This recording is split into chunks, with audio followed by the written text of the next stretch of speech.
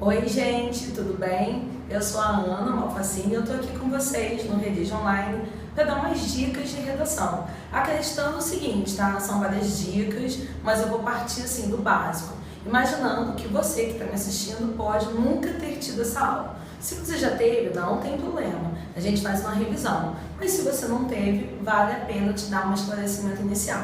Beleza? Então o que a gente vai falar agora? A gente vai falar sobre as características gerais desse texto, que é o texto da sua prova do Enem, que é o texto dissertativo argumentativo. Então, eu preciso que você tenha muito claro na cabeça o que você tem que escrever dentro dessa modalidade, ou seja, desse tipo de texto que pede determinadas características, que são essas características dissertativas e argumentativas.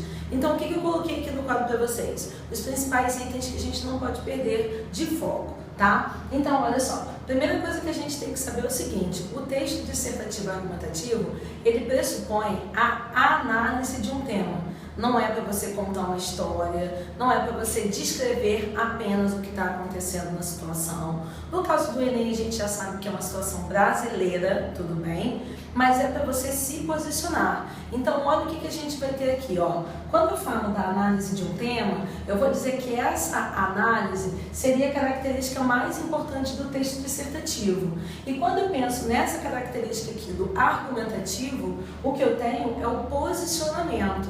Então, isso significa na prática que você vai discutir um assunto, que você vai ponderar, mas sempre com o seu posicionamento. É sempre com um direcionamento que você gostaria de dar. Na prática, isso significa dizer que, dentro da modalidade do Enem, a gente vai ignorar aquelas propostas que sejam propostas de textos que a gente fazia na escola antigamente, só do lado positivo e o lado negativo da história.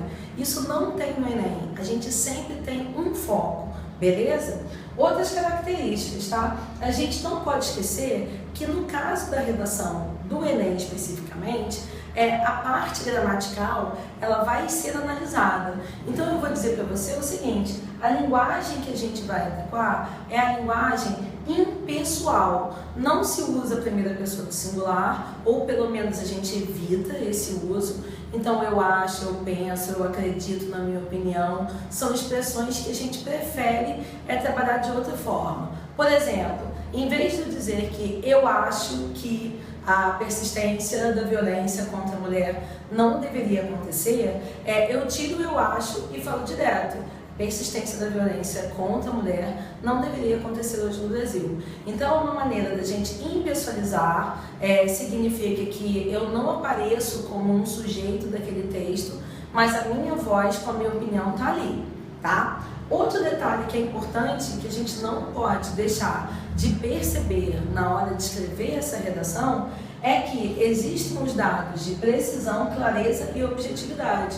O que significa precisão? Significa dizer que eu tenho que ser preciso. Então eu tenho assim que mirar o tema e falar diretamente sobre ele.